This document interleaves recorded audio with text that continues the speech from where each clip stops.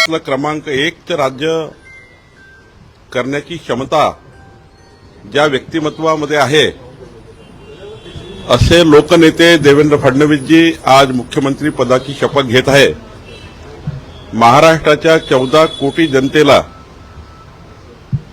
विधानसभा निवडणुकीमध्ये आम्ही जो जाहीरनामा दिला होता, हा जाहीरनामा यशस्वीपणे पूर्ण करण्याकरता जाहीरनाम्यामधला एकही विकास सुटू नये, जे आम्ही जनतेला शब्द दिलाय ते शब्द पूर्ण व्हावे, याकरता आम्ही आज महाराष्ट्राच्या 14 कोटी जनतेचे मनातले मुख्यमंत्री देवेंद्रजी आज शपथ घेत आहे।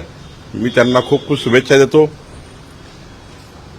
राहिला प्रश्न किती मंत्री शपथ घेणार आहे, कोण शपथ घेणार आहे, हे सर्व राज्यपाल जी यांच्याकडे यादी जातं, पण साधारण आपल्याला आतापर्यंत तर एक मुख्यमंत्री 2 उपमुख्यमंत्री असंच त्या ठिकाणी आज दिसत आहे।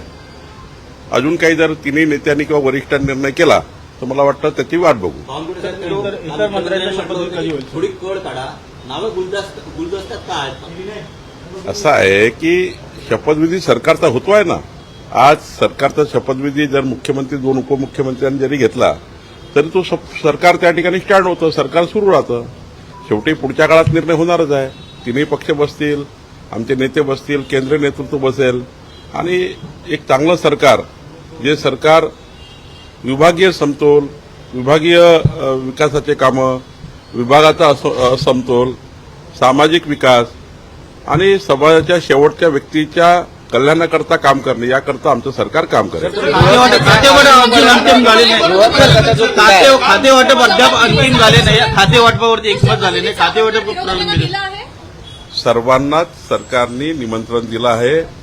शेवटी हा सर्वांचा प्रोटोकॉल असतो, प्रोटोकॉलनुसार सर्वांना निमंत्रण जातं, त्यामुळं सर्वांनाच निमंत्रण मला वाटतं गेलं आहे। स्वतः देवेंद्रजी सर्वांशी बोलले आहे, त्यामुळं विरोधकांनी सुद्धा महाराष्ट्राच्या विकासाकरता सहकार्य करावं। विरोधकांनी सुद्धा उद्धवजी असतील, शरद पवार साहेब असतील, पृथ्वीराज चव्हाण साहेब असतील, सर्वच आमचे जे माजी मुख्यमंत्री आहेत, त्या सर्वांना माझी विनंती आहे की अशा वेळी महाराष्ट्राच्या विकासाचा प्रश्न आहे। आज राजकारण संपलं आहे, निवडणुका संपल्या आहे। माझी विनंती राहील पक्षाचा अध्यक्ष म्हणून, सरकारने तर त्यांना विनंती केलीच आहे, पण माझ्यातर्फे विनंती राहील उद्धवजींना, शरद पवार साहेबांना, राज ठाकरे साहेबांना, माननीय काँग्रेसच्या सर्व नेत्यांना, नाना पटोले जी असतील, काँग्रेस पक्षाचे सर्व नेते आहेत, ज्यांना ज्यांना निमंत्रण गेलं आहे, विरोधी पक्षाचे आमदार आहेत, शेवटी सरकार आल्यावर कोणी विरोधी पक्षाचा नेता असेल त्यालाही सरकारमधून जास्तीत जास्त सांगितलेले कामं करून दिले पाहिजे। विकास हा सर्वांकरताच असला पाहिजे।